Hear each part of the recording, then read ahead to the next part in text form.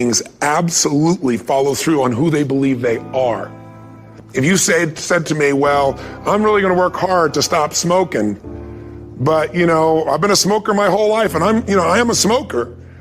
I know your days are numbered. You're going to be back smoking cigarettes again, because we all act consistent with who we believe we are. I tell people the strongest force in the whole human personality is this need to stay consistent with how we define ourselves. If you define yourself as somebody who is really conservative, you're not going to be crazy and act nuts unless you're really drunk or something, and then you can say it's the alcohol, when it's really just you finally getting permission to be yourself. The alcohol is your excuse. If you're a really crazy person, you act crazy, outrageous, playful. You don't act conservative because that's not who you are. Very often people say, well, I can't do that. I'm not that kind of person. And I always say to people, really, when did you define yourself? I mean, really, how many years ago did you come up with what you could and couldn't do in your life? How many years ago?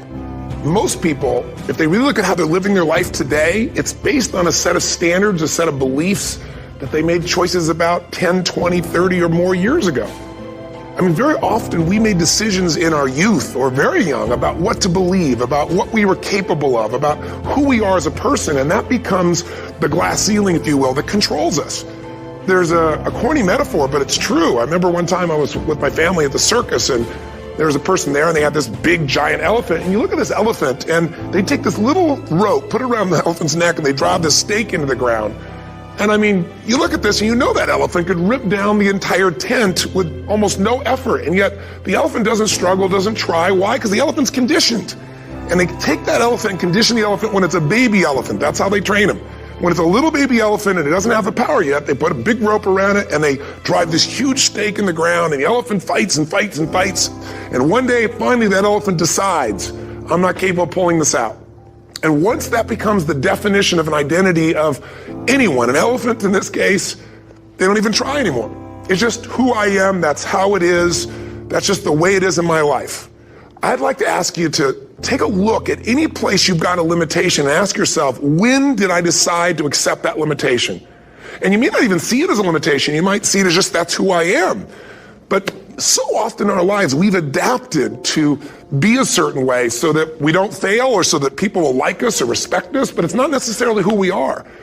Joy comes when you're spontaneous. It's really hard to be truly happy when you're not being yourself. And most of us have no clue who we are. And so a big part of my work, if you've ever been to an event, is to get people to do things spontaneously without thinking, because that's when the real you shows up. That's when the energy comes alive.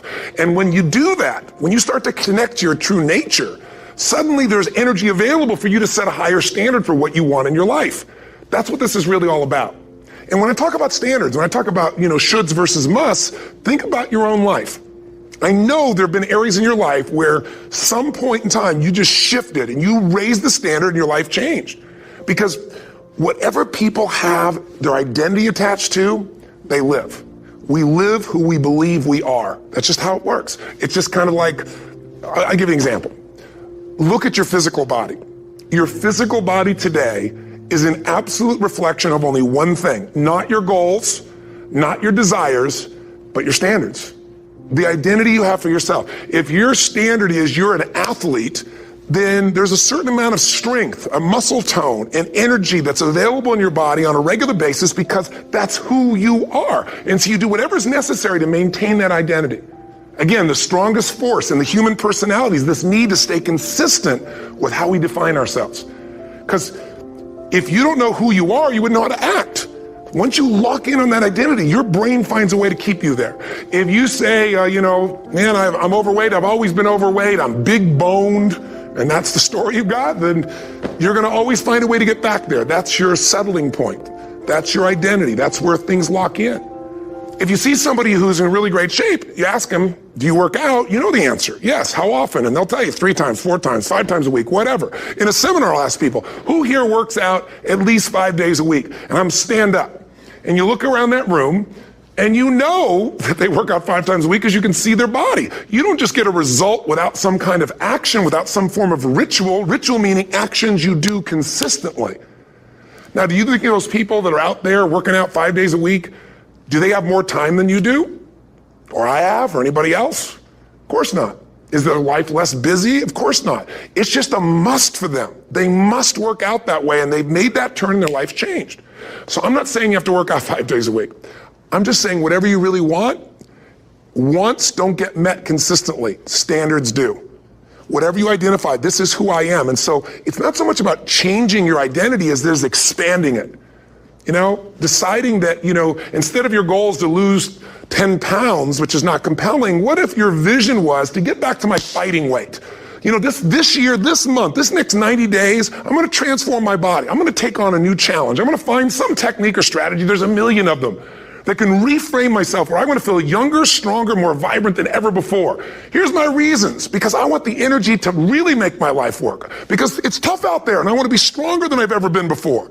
I want to go in front of the mirror and if I'm naked, not, you know, want to laugh. I want to look there and take a good look and go, yeah, I'm proud of whatever I see there.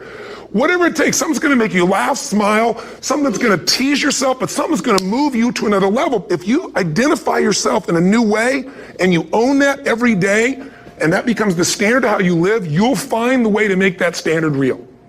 Money's the same way. Think about it. It doesn't matter what's happening, quote unquote, in the marketplace. People that make money find a way to make money no matter what, don't they? I mean, most people's standard is to pay their bills. So that's what most people find a way to do, even when economic times get tough. Most people, if that's their absolute standard, they find a way. Some people's standard is pay their bills most of the time. And so most of the time they do. Some people's standard is not just to pay their bills, but to take care of their family and maybe even some of their friends. And they find a way. In fact, you know, some people may be in a family where they don't have enough money. They barely have money to pay their bills. They work their guts out. And then somebody, their mother, their father, somebody else, their sister gets ill, and there's not enough money to take care of it. Nobody else has money in the family. They don't either, but they find a way to get that money to take care of their mother or father, don't they? And pay their bills. They never could do it before. Why?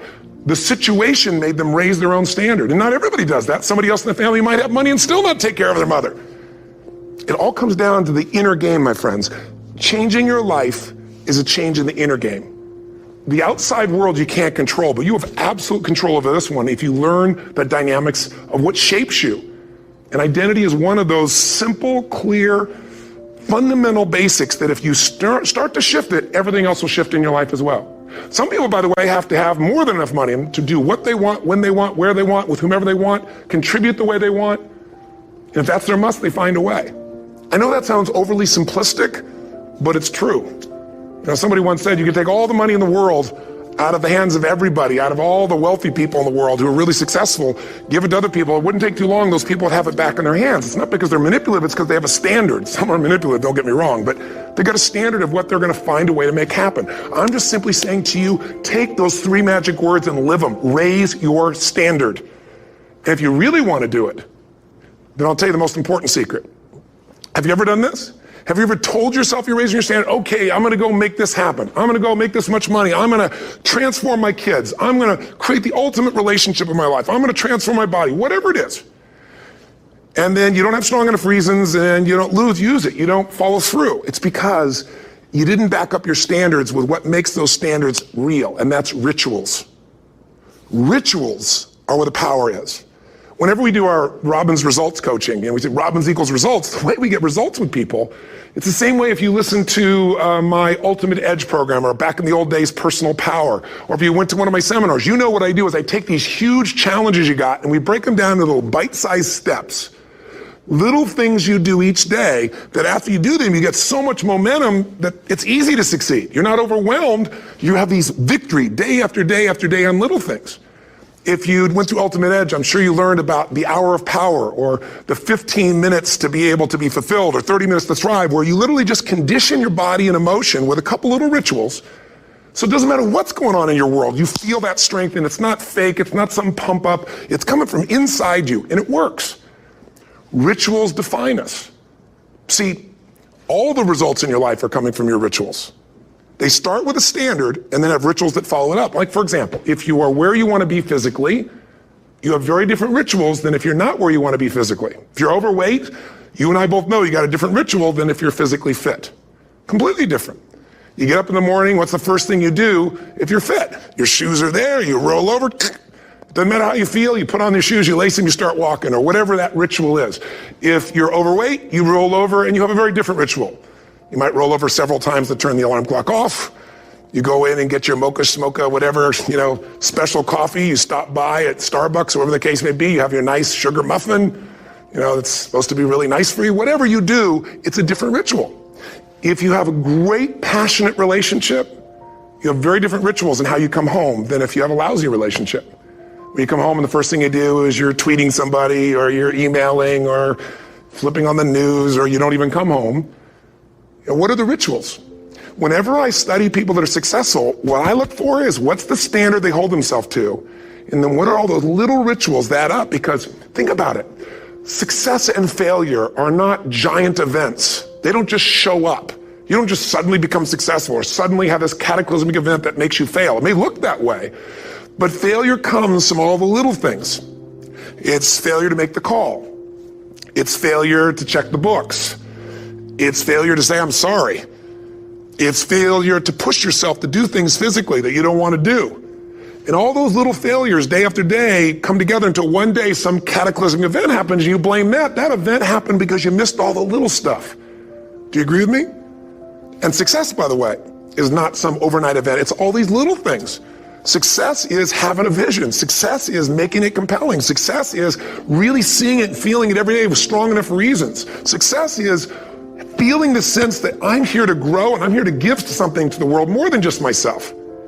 Success is caring about other people. Success is calling and saying, I love you in the middle of the day for no damn reason. Or sending a note. That'll change your relationship. Have a ritual of something funny, playful, or a surprise you do. How many relationships are dead today because they have no surprise rituals anymore? You need to have some rituals, some cool things you do that nobody else does that gives you a better life than anybody else has. All the little stuff. That's where success comes from. In business, it comes from delivering more than anybody could imagine. All those little things add up. People go, wow, that's who I want to do business with. It's true in any area of your life. So if you look at somebody who's really successful and you think, wow, they're so amazing, they're such a genius, you got to dig underneath and you got to remember something. People are rewarded in public for what they've practiced for years in private. Myself and my business people say, how do you get up and speak and you have no notes and you go for 3 days and nights and the room is like, everybody's wired and it's incredible. It's like a rock concert. How do you do that? How do you have that confidence? Well, it's not confidence, it's experience now. But I did so much behind the scenes and I still do to make things right. How many people would know that since the time I was 17 years old, before I walk out on stage, still do to this day, wouldn't need to do it, but I still do it, I never walk out there without being in an absolute peak state of mind.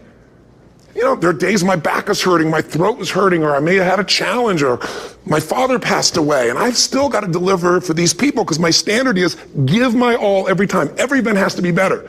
Talk to anybody who's been to our events for 5, 10 years, some of our trainers, and I'll say, I don't know how he does it. He always finds a way to make it better. That's not an ego thing. That's a standard in me. I have to find the way. And my ritual, though, is I prepare, I think, I gather new information, I figure out how to put something across better. What do people need? I spend time with our customers. I see what's going on. And before I get on stage each time, I have this little ritual to put myself in a state of mind. And I did it starting like 17 years old. I started doing it. I'd say, I now command my subconscious mind. And I say this out loud several times, this little phrase, set of phrases, as an incantation to kind of condition my mind and body. And I'd say, I now command my subconscious mind to direct me in helping as many people as possible today by giving me the strength and the emotion and the humor and the brevity, whatever it takes to show this person and help this person change their life now. And I started that with a person when I worked with people one-on-one, and I would do that for 45 minutes driving in my Volkswagen to go serve and coach somebody for the first time. Now I don't say that person, I say these people, and I can go out in a room of 10,000 people and deliver for 50 hours, and I do it every time I come back on stage. It's a ritual to go into peak state. Peak states don't just show up, they don't interrupt you. Great ideas don't interrupt you, you gotta pursue them. I talked to Michael Jordan, I'll never forget, at the peak of his career, and got to watch his final game, saw him backstage and spent some time with him, and it was a pretty exciting time. He was the greatest basketball player I think that ever lived and has ever lived. And I asked him, I said, what sets you apart, Michael? What is it? And is it God-given talent, ability, skill? What is it? And he said, Tony, he said, I can shoot you straight. It's not, me trying to act humble.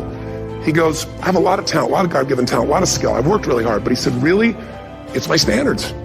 He said, every day I demand more from myself than anybody else could humanly expect. I'm not competing with somebody else. I'm competing with what I'm capable of. Magic formula. Because most of us lower our standards. Why? Because who you spend time with, my friends, is who you become.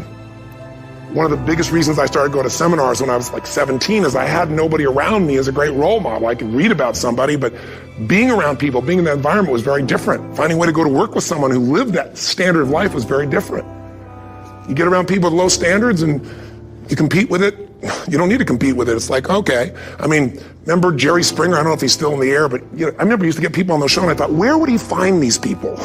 And why would people watch? I'll tell you why they watch. They watch these people and go, my life's still pretty darn good compared to that person. Look at them. You don't have to change your life. All you have to do is find somebody with a lower standard and you'll feel good about yourself. But if you feel that good feeling, it's an illusion. The only thing that's going to make you happy, my friend, in this year or any other, is to step up. It's to raise the standard. It's to discover what you're capable of and feel that incredible power of pushing through whatever's holding you back and get to the other side of more of your true self. That's what this game's all about. And look at the best of the world in anything. Tiger Woods, what's his vision? To win golf tournaments? No, to be the best that ever lived. That's his goal. That's his vision. But here's what's interesting. He backs it up with rituals. If you just have a vision and you don't have the rituals, stop lying to yourself. His rituals are, he started doing things nobody did before. He went and started lifting weights. Golfers lifting weights? No way. He went out and he changed his swing when he was the best in the world because he realized in order to be the best that ever lived, he was gonna have to change his swing. If you know anything about golf, you don't change your swing when you're the best. And he went and retrained himself because he has different rituals than other golfers. Now many people are modeling his rituals to get better. It's amazing. You know, you look at somebody like Michael Phelps, the 2008 swimmer, won 7, only 2 people, I think, in history, if I remember correctly, that have gotten 7 gold medals in one session. And here's a guy, he's got number 6 under his belt, and he's exhausted, and he's going in for that final swim. I'm sure you remember. And how does the guy win? By 1/100th of a second. Do you think that was some massive skill that got him over the top? Or was it a standard that says, this is who I am? I am the champion. And no one is taking this from me. And somehow in those final milliseconds, 1/100th of a second, he pushed himself just beyond his competitor. But you know about Michael Phelps? What allowed him to be able to push beyond that moment is his rituals. Go study the guy. Most people who swim have these unbelievable workouts. He does 2 and 3 of those workout sessions a day. All the other swimmers in the beginning thought he was insane. You're gonna overtrain, you can't do that, it's not physically possible. But he had a standard and the rituals to back it up. So here's my final message to you, because I've gotten carried away. I thought I was gonna send you like a 5-minute message, but as you can see, there's no script here, it's just me going a little crazy with you, but I wanna really see you get what you want this year. Don't let this year be like last. And if last year was great, still don't let it be that way.